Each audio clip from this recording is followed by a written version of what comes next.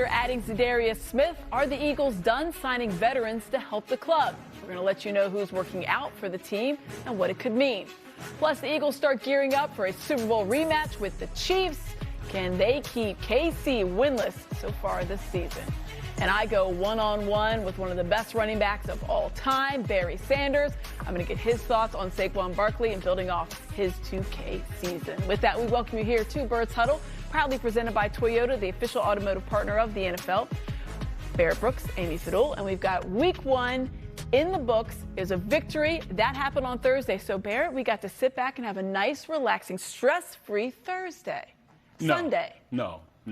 It wasn't stress-free Sunday for you? It was not. I was still, thinking about what went on and how we're going to go forward. So it was a lot of thinking and contemplating on. So it was still a stress-free Thursday, stress-free Sunday, but stressful for you. Okay, I like it. Stress, though, certainly, as Barrett is alluding to, very high during the Eagles game, right from the jump. Jaylen Carter ejected for spitting on Dak Prescott. Today, Nick Sirianni was asked if the team could impose further punishment. It is our Birds Report, presented by FanDuel Casino. Get your thrill on. I'm going to keep everything that I do with him private, regardless of if you see it on Sunday or not.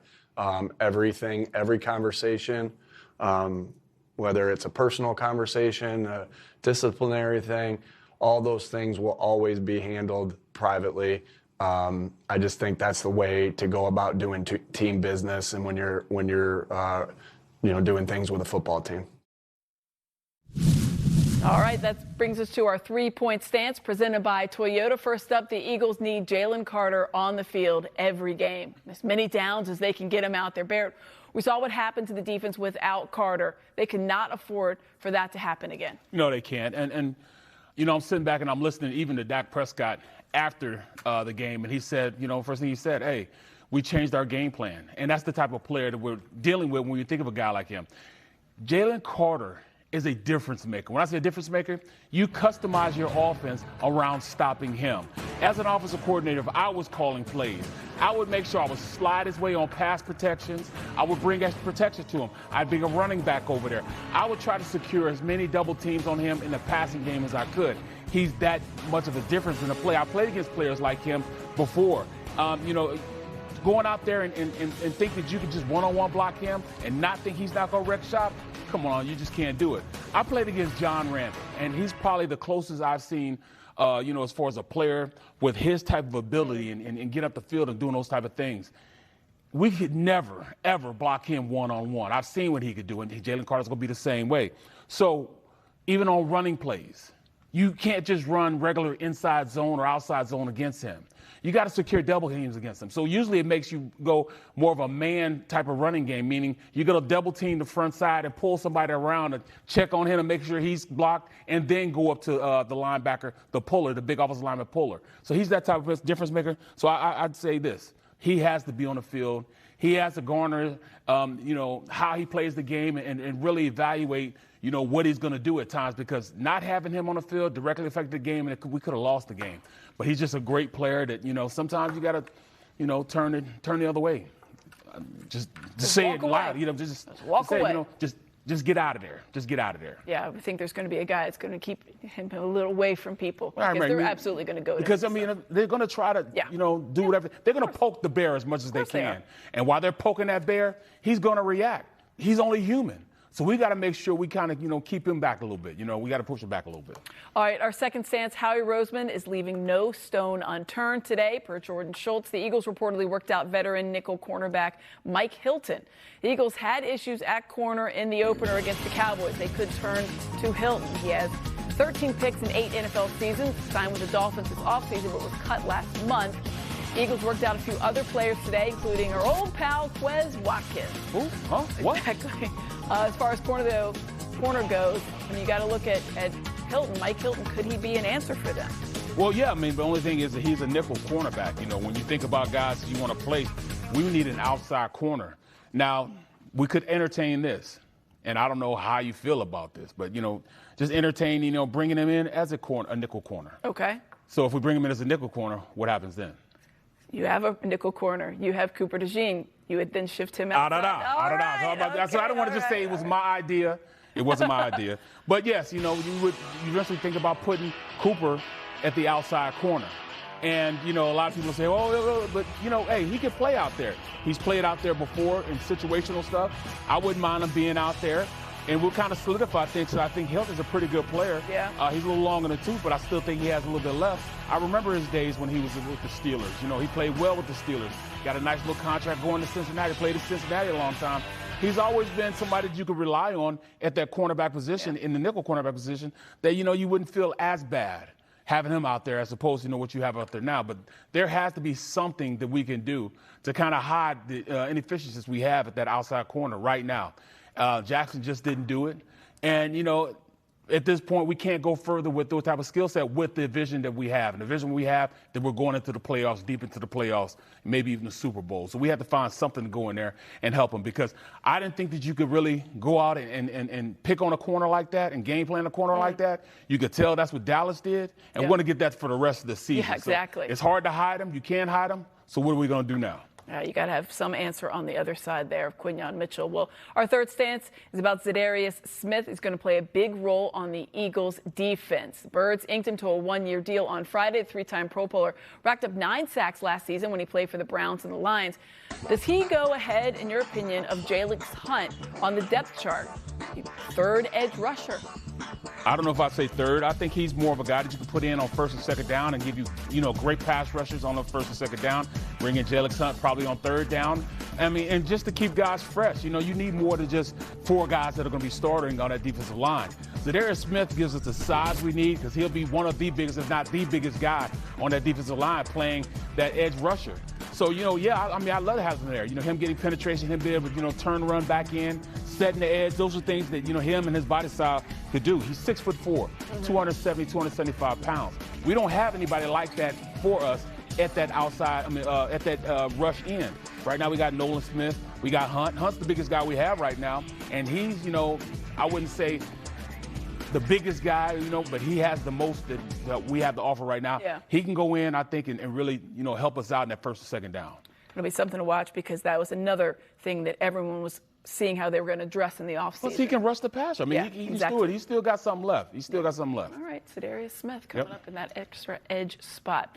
Well, we should also note the Eagles signed outside linebacker Patrick Johnson to the 53-man roster today. That spot was created because they released guard Kenyon Green over the weekend. By Bush Auto Group, Philly rides with us.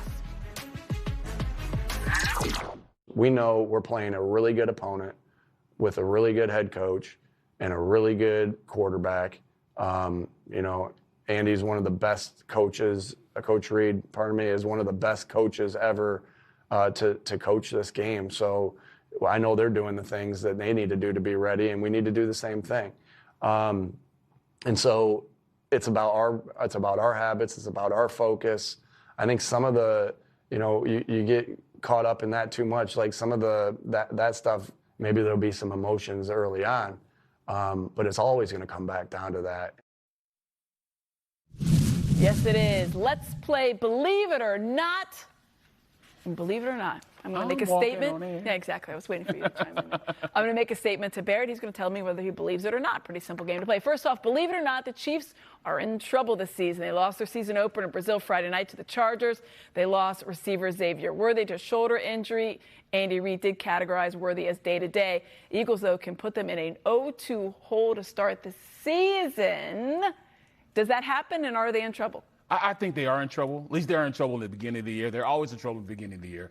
But, this is Coach Reed. Towards the end of the year, he'll kind of solidify things and probably meet us in the Super Bowl again. But I'm just looking at this. Good point. Things just didn't look right when I, watched the highlights, look back at, certain parts of the game, and they just don't have the sync that I was used to them seeing.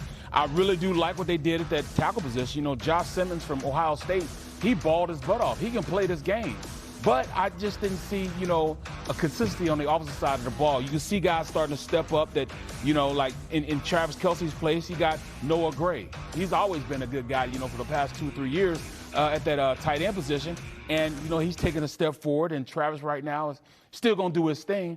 But, certain guys got to step up. You know, they can't have the old faithfuls there and thinking they're just going to do things right. They've got to step up, even on the defensive side of the ball. They got a great defense, a lot of names, a lot of guys who can make some things happen, but they just didn't look as certain against that Chargers team. Now, the Chargers have gotten better. This is the second year under Harbaugh. He's a second-year coach. He's finally starting to be that quarterback guru that he is. He's getting their that quarterback the way it's supposed to be. So, yeah, I mean, they're in trouble right now, but I think they'll get it together. Yeah, they always find a way. They'll right the ship. They always find a way. Believe it or not, A.J. Brown will have a big game against the Chiefs. He had just one catch in that season opener Thursday. It did not come until the final 2 minutes of the game. It was crazy. It was just the one. Right. No targets either. Do they overcorrect and feed the beast in week 2? They always overcorrect. That's what they do, you know. And plus, you know, he deserves to get what he's going to get. He deserves to go out there and have 100 yards. This is the type of player he is. This is what he used to be. I've never seen him play in a game like that. I don't think there's been one time where he's had just one catch for 10 yards. Crazy. Come on now. I mean, so, yes, I do think they'll do that. And I think it'll just be because the way the defense is going to be played against them. You know, they're not going to be able to go out there and double team like they usually double team. And they got too many weapons everywhere else, and they saw how consistently we can use those weapons. So I think he will have more shots. They're going to force the ball to him, but it's well-deserved. All right. Believe it or not, the Packers are the Eagles' biggest threat in the NFC. Green Bay absolutely dismantled the Lions in their season opener. Micah Parsons got his first sack for the Pack. He was in Minnesota all game long. We knew that was going to happen. Are you buying the Cheeseheads are the biggest threat? I do. You know, he kind of completes that defense. You know, I remember 2 years ago when they went on, got Wyatt from Georgia. They got a lot of players from Georgia. They got players that can really play on that defensive side of the ball. They got great coaching on there. So you look at the coordinator now, he is getting these guys and putting these guys in great positions. They have definitely taken a step in the right direction. And having a guy like Micah there just makes them even more confident than they were. This defense now has somebody there, a star that they can look to as far as being a guy they have to double team and put him in great positions. You got to account for where he is if you're an offensive coordinator, just like you do with Jaylen Carter on our side. Wherever he's lined up at, you got to bring protection over there, which is going to leave the other side without as much protection. So you take advantage of that. And defensive coordinators can do that now. All right, I'm going to put this guy sitting over here, this shiny new piece we have that can rush the passer very, very well. What are you going to do on the backside? Now you can go out there and make things happen as far as blinging blitzes and everything else away from him. Yeah, it's a nice shiny object to have. Absolutely, Very nice. There was a report by Jay Glazer this weekend that the Eagles offered quite a bit for Micah. 2 firsts, a third, a fifth, and other stuff. Cash, I don't know, a car, who knows. Trying to land Parsons. Dallas said no. I imagine it was because it was the Eagles. Right. and an NFC East opponent. What would it have taken? Jeffrey Lurie could have offered him 17 cars? Could have offered him the yacht. And he still wouldn't let him get our building? No, he's not doing that. No.